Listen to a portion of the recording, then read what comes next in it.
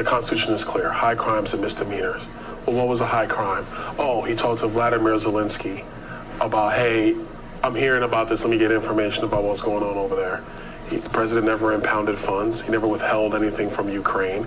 They went and impeached him anyway, which was wrong. The evidence wasn't there. So number two, you want to talk about what happened after January 6th? Again, no hearings, no talk, no anything. They were mad. They did it.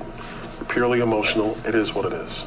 And it's unfortunate, actually, to the country. I think with respect to Joe Biden, we have documented now that his family has engaged in influence peddling. They've been making millions of dollars from overseas companies, overseas countries. They funneled the money through multiple bank accounts, multiple shell companies to conceal the money from the American people. Now, if this is legitimate enterprise of lobbying on behalf of foreign governments, how come nobody in the family is a registered foreign agent? I don't know if people remember this guy named Paul Manafort who worked for Trump. He sounds familiar. Yeah, they threw him in jail for being an unregistered foreign agent. Well, what's going on with Hunter Biden and Jim Biden? Oh, my fault. They just gave Hunter a slap on the wrist that nobody else in America could have gotten, by the way. But let me move on. Right. Number two, I've read the FBI Form 1023. I've read the form. It's very clear to me that the confidential informant is saying that Joe Biden took $5 million. Now, you mean to tell me that the IRS is now saying that Hunter Biden didn't pay taxes on $1.2 million in earnings over a 2-year period?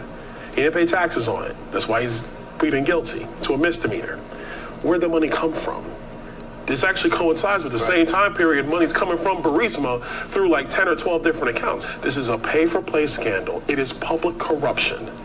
And if you have the then vice president, now president, involved in a pay-for-play public corruption scheme where he and his family are taking millions of dollars, how is that not impacting the decision-making of the president of the United States to the detriment of the American people? If that's not an impeachable offense, I don't know what is.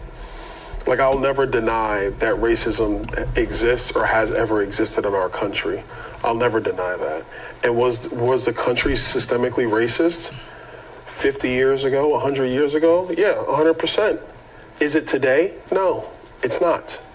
And so I think that's the problem, because then what that signals, I think, to the next generation of black kids coming up is that there's no hope for them except if they like cling to some dogma that, you know, some governmental policy will save them or make things all equal. That's not true. Life is not fair. Life is never going to be equal.